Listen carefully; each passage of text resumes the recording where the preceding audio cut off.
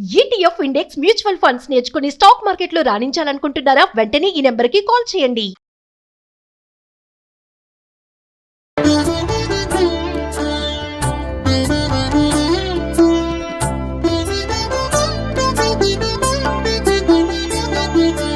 నమస్కారం. మాఘపురాణం 3వ భాగంలోకి వచ్చాం. శివపార్వతులిద్దరూ మాట్లాడుకుంటున్నట్టు సూతమహాముని చెప్తున్నారు. అయితే ఈయన పరమశివుడు ఏం చెప్తున్నారంటే అమ్మవారికి, మాఘమాస స్నాన ప్రభావం చేత పూర్వం ఒక బ్రాహ్మణుడి కూతురు పాప విముక్తయ్యై తన భర్తతోటి హరి సాన్నిధ్యాన్ని పొందిందట. అది ఎలా జరిగిందో చెప్తారు. ఏం చెప్తున్నారు? పార్వతీదేవి అడిగింది, ఆ బ్రాహ్మణ పుత్రికి ఎవరు, ఆవిడ చేసిన పాపం ఏమిటి, పాప విముక్తి లభించింది అంటే పాపం చేసినట్టే, ఆమె చేసిన తప్పు ఏమిటి, ఏం తప్పు చేసింది, ఆమె ఏ తప్పు నుంచి ఆమె విముక్తిని పొందింది అని పార్వతీదేవి పరమశివుడిని అడిగిందట. అడిగితే ఆయన చెప్తున్నారు, పరమేశ్వరుడు ఏం చెప్పారంటే, పూర్వం సౌరాష్ట్ర దేశంలో బృందారకం అనే గ్రామంలో సుదేవుడు అనే బ్రాహ్మడు ఉండేవాడు. ఈయన చాలా ఆచారవంతుడు, వేదశాస్త్ర పండితుడు. ఆ కాలంలో ఏంటంటే పండితుల దగ్గర శిష్యులు ఉండేవాళ్ళు, బాగా పండితుల్ని రాజులు పోషించేవాళ్ళు. చాలామంది అక్కడి నుంచి ఇక్కడి నుంచి విద్యాభ్యాసానికి వచ్చేవాళ్ళు. విద్య పూర్తయ్యాక విద్యార్థులు వెళ్ళిపోతూ ఏదైనా గురుదక్షిణ ఇవ్వగలిగితే ఇచ్చేవాళ్ళు, గురుదక్షిణ వాళ్ళు ఇచ్చినా ఇవ్వకపోయినా రాజు ఈ గురువులని పోషించేవాడు. అప్పటి కాలంపు లక్షణం అన్నమాట అది. ఇట్లా ఎవరు పాఠశాలలు నడిపిస్తారో వాళ్ళకి భోజన సదుపాయం రాజ్యం నుంచి వచ్చేసేది. లేదా విద్యార్థులు ప్రాంతాల్లో, చుట్టుపక్కల ప్రాంతాల్లో భిక్షాటనకి వెళ్ళేవారు. విద్యార్థుల్ని పోషించే పనేం లేదు, విద్యార్థులు భిక్షాటన చేయటం చాలా సహజమైన విషయంగా ఉండేది. మహాభారతంలో చాలా కథలు అవి కనిపిస్తాయి. ఈసారి ఎప్పుడైనా మహాభారత కథలు చెప్పినట్టు వాటి గురించి వివరంగా చెప్పుకుందాం మనం. అయితే ఏమైంది, ఈయనకి సర్వాంగ సుందరి అయిన ఒక కూతురు ఉండేదట ఈ సుదేవుడికి. అమ్మాయి చాలా అందంగా ఉండేదట, పొడవైన జడ, చక్కటి ముఖము, చక్కటి కనుముక్కు తీరుతో మనోహరంగా ఉండేది. ఇంత అందమైన పిల్లని ఎవరికిచ్చి వివాహం చేద్దామా అని చూస్తుండేవాడు. సాధారణంగా పిల్ల అందంగా ఉందంటే అబ్బాయి కూడా తెల్లగానో పొడుగ్గానో ఏదో అందంగా ఉండాలని భావిస్తారు కదా. సాధారణమైన వాడు కాకుండా ప్రత్యేకంగా సౌందర్యవంతుడైన అల్లుడు కోసం ఆయన ప్రయత్నం చేస్తూ ఉండేవాడు. అయితే ఒకరోజు ఏమైంది, సుమిత్రుడు అనే శిష్యుడు సమిధలు, దర్భలు మొదలైన వాటి కోసం గురువు పంపగా వెళ్ళేవాడు. అంటే ఏం చేసేవాళ్ళు, సమిధలు కావాలి దేనికి, వీళ్ళు హోమం చేయటానికి, దర్భలు కావాలి, ఇవన్నీ అవసరాలన్నమాట. లోపల రోజు 3 పూట్ల హోమం చేసే విధానం ఉండేది. వాటి కోసం బోళ్ళని కట్టెలు, కర్రలు కావాలి. సాయంకాలం అయ్యేసరికల్లా దీపాలు ఉండేవి కాదు. అది ఆ నెగ్గడు వెలిగించుకోవటం కోసం, దానికోసం కట్టెలు కావాలి. వీటన్నిటికీ పనంతా ఎవరు చేసేవాళ్ళు, హోమంలోకి దర్భలు, హోమ అవసరాలకి దర్భలు, పూజా విధానంలోకి దర్భలు, కూర్చోవటానికి అంటే ఆసనాల కోసం దర్భలు, మునులు ఋషులు వాళ్ళంతా కట్టుకోవటానికి నారబట్టలకి నార తీసుకురావటం, ఆ నారని సన్న దారాలుగా పేనటం, వాటితో వస్త్రాలు చేయటం, అవన్నీ కూడా విద్యార్థులే చేసేవాళ్ళు. ఆ పనులన్నీ విద్యార్థులవే, స్టూడెంట్స్దే ఆ పని. అయితే ఈ కుర్రాడు ఒకడు సుమిత్రుడు అనేవాడు సమిధలు, దర్భలు తెమ్మని గురువుగారు పంపిస్తే వెళ్ళాడు. వెళ్ళేసరికల్లా ఒక చిన్న బాల్ పట్టుకుని ఎగరేసి ఆడుకుంటోందట. ఎవరు, గురుపుత్రిక ఉంది కదా అమ్మాయి, అందంగా ఉంటుందని చెప్పుకున్నాము, ఆ అమ్మాయి కూడా అతనితో పాటు వెనకాల వెళ్ళింది. వెళ్ళేసరికల్లా ఏమైంది, సుమిత్రుడు చాలా దూరం నడిచి ఎక్కడికో వెళ్ళాడు. ఆ అరణ్యంలో ఒక జలాశయాన్ని చూశాడు. ఆ చెరువు గట్టును ఎత్తైన చెట్లున్నాయి, నీరు మనోహరంగా నిర్మలంగా ఉందిట. పద్మాలు, వాటి మీద ఆ వాలుతున్నటువంటి తుమ్మెదల రొద, అనేక రంగుల్లో ఉన్నటువంటి కలువ పువ్వులు, తర్వాత సంచారం చేస్తున్నటువంటి లోపల చేపలు అవి కదులుతుంటాయి కదా, చిన్న చిన్న మోతలు అవుతాయి, ఎగురినప్పుడల్లా బుడుంగు అని శబ్దం వస్తుంటుంది.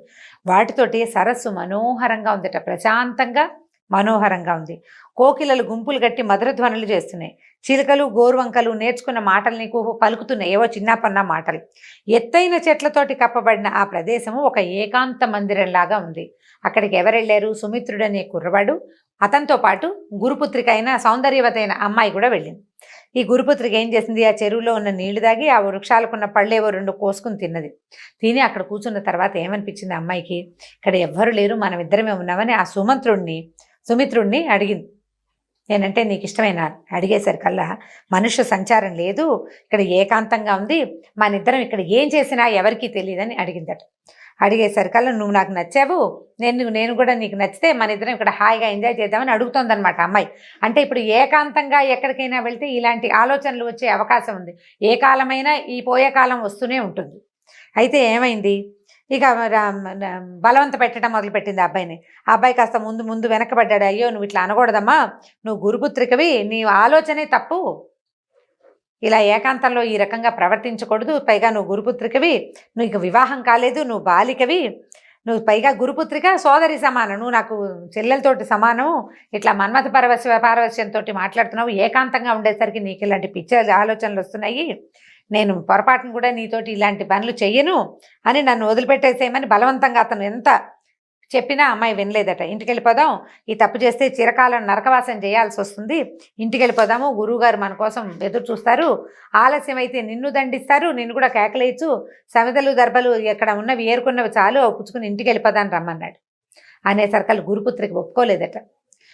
ఇప్పుడు పుచ్చివాడ కన్యారత్నము, సువర్ణము, విద్యాదేవత, అమృతత్వము స్వయంగా చెంత చేరినప్పుడు వలదన్నవాడు మూర్ఖుడు. అవి స్వయంగా మన దగ్గరికి వస్తే వాటిని కాదనకూడదట.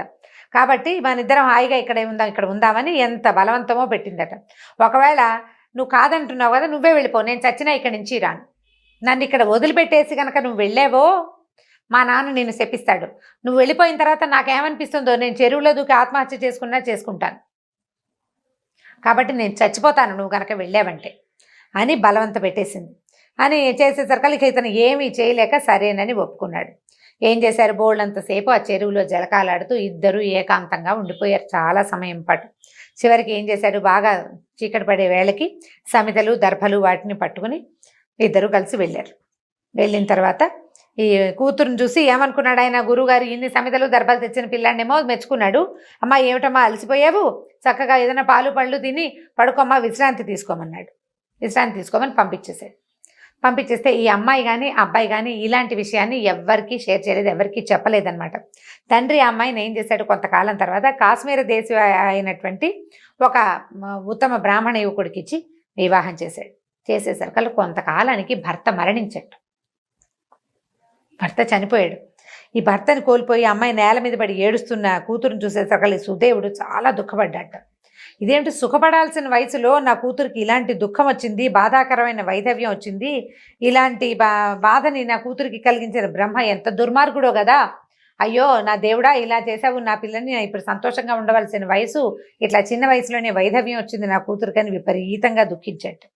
అప్పుడు ఏమైందట, దుఃఖిస్తూ ఉంటే దృఢవ్రతుడు అనే యోగి ఆ ప్రాంతంలో వెళ్తూ ఈ ఎలుగెత్తి పెద్ద గొంతుతో ఏడుస్తున్న మునిని, సువ్రతుణ్ణి, ఆయన భార్యని, సుదేవుణ్ణి ఆయన భార్యని ఇద్దరిని చూసి అక్కడికి వచ్చాడు ఈ దృఢవ్రతుడు. వచ్చి, నాయన ఎందుకు ఏడుస్తున్నావు, ఏమిటి నీ దుఃఖం ఏమిటో చెప్పు, నీ దుఃఖాన్ని నేను పోగొడతాను, ఎందుకు దుఃఖిస్తున్నావో చెప్పమన్నాడు. చెప్పమనేసరికల్లా ఈయన మెల్లిగా వీళ్ళిద్దరిని చూపించి ఇది జరిగింది నాయన అని చెప్పేసరికల్లా ఆయన ఏమన్నాడంటే, దృఢవ్రతుడు కాసేపు ధ్యానం చేసి, అయ్యా నీ కూతురు ఈ అమ్మాయి ఏం చేసిందంటే పూర్వజన్మలో క్షత్రియ కులంలో పుట్టింది, ఇంతకు ముందు జన్మలో క్షత్రియ కులంలో పుట్టి మరి దుష్ప్రవర్తన కలిగి ఉంది. సౌందర్యవతి యవనవతి అయినటువంటి ఈమె తను ఏం చేసింది, తన స్నేహితుల మాట విని, అంటే పరపురుషుల మాటలతోటి విని భర్తని సంహరించింది, ఆ భర్తని వధించింది. కానీ ఈ చంపేసింది ఎట్లా చంపింది, వాళ్ళందరినీ, అమ్మాయికి ఏవో ఫ్రెండ్స్ ఉన్నారు, వాళ్ళందరినీ పిలుచుకొచ్చింది. వాళ్ళు అతన్ని కొట్టి చంపేసేసరికల్లా రక్తం కిందంతా పడేసరికి దాన్ని తట్టుకోలేకపోయిందట, భయం వేసింది. రక్తాన్ని చూసేసరికల్లా చూసి ఆమె ఆత్మహత్య చేసుకుందట. అయితే ఆమె పతిహత్య ఆత్మహత్య రెండూ దోషాలే. భర్తను చంపేసింది, చంపిన తర్వాత తను ఏదో బతికుంటే కనీసం ఆ కష్టాన్ని పడి ఉంటే ఒక రకంగా ఉండేది. ఆత్మహత్య మహాపాతకం, ఆ పాతకాన్ని కూడా ఆమె చేసింది. అందువల్ల ఈమె జన్మ ఈ జన్మలో ఇలాంటి కష్టం వచ్చింది. అయితే ఇప్పుడు కింద జన్మలో అంత పాపం చేస్తే ఇలా మునికుమార్తెగా ఎందుకు పుట్టిందని నువ్వు అనుకుంటావేమో. ఈమె ఏం చేసింది, పవిత్రమైన వంశంలో ఎట్లా పుట్టింది, చెడ్డ వంశంలో పుట్టుండొచ్చు కదా అని నువ్వు అడుగుతావు. ఈమె ఏం చేసేదంటే పూర్వజన్మలో మాఘమాసంలో సరస్వతీ నదీ తీరంలో గౌరీ వ్రతాన్ని ఆచరించే వాళ్లతో కలిసి తను కూడా ఇసుకతో చేసిన గౌరీదేవిని పూజించి వ్రతాన్ని అక్కడ చేసుకుంది పూజ వాళ్ళతో పాటు. ఆ పుణ్యం వల్ల ఈమె పవిత్రమైన నీ వంశంలో జన్మించింది నాయన. ఈ జన్మలో కూడా ఆ అమ్మాయి ఆ స్వైరిణిగా తిరిగే తన తత్వాన్ని మార్చుకోలే, ఆ లక్షణం ఆమెతో పాటు వచ్చేసింది. నీకు తెలియకుండానే ఈమె కన్యగా ఉండగానే నీ శిష్యులతోటి దుర్మార్గంగా ప్రవర్తించింది. ఈమె మంచి సన్మార్గ ప్రవర్తన లేదు. నువ్వు వివాహం చేసే నాటికి ఈమె కన్య కాదు, ఆమె కన్యాత్వాన్ని కోల్పోయింది. కాబట్టి ఆమె కర్మఫలాన్ని, ఆ దోషం వల్లే ఇలాంటి కర్మఫలాన్ని అనుభవించాల్సి వచ్చింది. కర్మఫలితం అనుభవించక తప్పదు కదా అన్నాడు. దాంతో ఆయన ఏడుస్తూ ఆయన చెవులు మూసుకున్నాడు. అయ్యో నా కూతురు ఇలాంటిదా నాకు, అంటే ఇప్పుడు కిందటి జన్మలో ఉన్న వాటికి మనమేం బాధ్యత వహించలేం, మరి ఇప్పుడు చేసిన వాటికి బాధ్యత మనమే వహించాలి కదా. ఇప్పుడు మనకు తెలిసి చేసిన వాటికి ఇంత పని చేసింది నా కూతురని ఆ విషయం తెలిసేసరికి తండ్రికి ఎంత దుఃఖం కలుగుతుందండి. కూతురి దుశ్చరిత్ర తెలుసుకోవడం కంటే కష్టమైన సంగతి ఇంకోటి లేదు తండ్రికి. తన కూతురు బంగారు తల్లి అనుకుంటాడు ప్రతి తండ్రి.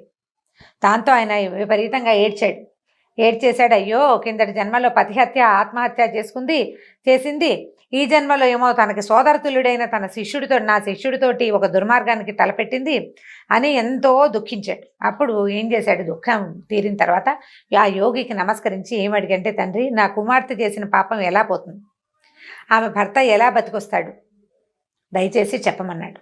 అనేసరికల్లా అప్పుడు ఆ యోగి అన్నాడంటే, ఏమన్నాడు విద్వాంసుడా, నీ కుమార్తె చేసిన పాపం పోవటానికి ఆమె మాంగళ్యం నిల్చున్నట్లుగా చేయటానికి ఒక ఉపాయం ఉంది. ఏం చేయమన్నారు, మాఘమాసంన ప్రాతస్నానం చేసి నదీ తీరమున కానీ సరస్ తీరమున కానీ ఇసుకతో గౌరీదేవిని చేసి షోడశోపచారాలతో పూజించవలను. సువాసనులకు దక్షిణతోటి ఆ గౌరీదేవిని సమర్పించవలను. అంటే ఇసుకతో చేసిన గౌరిని సువాసనులకి సమర్పించాలట, పూజ చేసిన గౌరీదేవిని. ఈ విధంగా ప్రతిదినము చేయించు ఈ అమ్మాయితోటి. ఈమె భర్త తిరిగి జీవిస్తాడు, ఈమె పాపాలు నశిస్తాయి. మాఘశుద్ధ తదీనాడు 2 కొత్త చేటలు తెచ్చి వాటిలో చీర, రవికెలగుడ్డ, ఫలపుష్పాదులు, పసుపు కుంకుమ మున్నగున్నవి సువాసిని అలంకారాలని ఉంచి దక్షిణ తాంబూలాలతో వాయనాన్ని ఉంచి సువాసిని పూజ చేసి ముత్తైదువులకిచ్చి 7 మార్లు ప్రదక్షిణ నమస్కారాలు ఆచరింపు చేయము. ఆ సువాసినికి షడ్రశోపేత భోజనం పెట్టి గౌరవింపవలను. మాఘమాసమున ప్రాతకాల స్నానముల చేతను పైన చెప్పిన వ్రతాచరణము చేతను ఈమెకు పాపక్షయము కలుగును. భర్త పునర్జీవితుడై మాంగళ్యము నిల్చును. మాఘస్నానం చేసిన విధవరాలు విష్ణులోకాన్ని చేరుతుంది. మాఘస్నానం చేసి గౌరీవ్రతం ఆచరించిన సువాసిని తన మాంగళ్యాన్ని నిలుపుకొని చిరకాలము సుఖించును. ఇంకా పిచ్చివారు మూర్ఖులు మాఘస్నానం చేసినచో వారెట్టివారైనను ప్రవాహం నొందంటే వారి అను ప్రవాహం నొంది చిరకాలము సుఖించి అంటే హరి అనుగ్రహాన్ని పొందుతారనమాట. ఎలాంటి వాళ్ళైనా పిచ్చివాళ్ళైనా కూడా వాళ్ళకు కూడా హరి అనుగ్రహం లభిస్తుంది, చిరకాలం భూమి మీద సుఖంగా ఉండి పుణ్యలోకాల్ని పొందుతారని చెప్పి యోగి వివరణగా చెప్పి తన దారిని తను వెళ్ళిపోయాడు. ఈ సుదేవుడు ఏం చేశాడంటే యోగి మాటలు నమ్మి తన కుమార్తెతోటి మాఘ స్నానము, గౌరీ పూజా విశిష్టమైన కాత్యాయని వ్రతాన్ని భక్తి శ్రద్ధలతో చేయించాడు. కాత్యాయని వ్రత మహిమ చేత సుదేవుని కుమార్తె పాపములు పోయి ఆమె భర్త పునర్జీవితుడాయను. ఆమె చిరకాలము తన భర్తతో సుఖించి తన తల్లిదండ్రులతో భర్తతోనూ కలిసి దేహాంతమున వైకుంఠము చేరును. కావున మాఘమున ప్రాతకాల స్నానము నదిలో గాని సరస్సున గాని కాలువలో గాని చేసి తీరమున శ్రీహరిని గాని గౌరిని గాని అర్చించిన వారు ఈ సుదేవుని పుత్రిక వంటి వారైనను ఇహమున సర్వసుఖములను పొంది పరమున వైకుంఠవాసులగుదురు సుమా అని శివుడు పార్వతీదేవికి మాఘస్నాన విశేషమును మహత్యమును వివరించెను. ఈ రకంగా ఈ శివపార్వతులిద్దరి సంవాదంలో ఈ సుదేవుడనే ఋషి కుమార్తె ఎలా తన భర్తతో కలిసి విష్ణులోకాన్ని పొందిందో చెప్పబడింది. దీంతో 3వ అధ్యాయం పూర్తయిందండి. రేపు మళ్ళీ 4వ అధ్యాయంతో కలుసుకుందాం. నమస్కారం.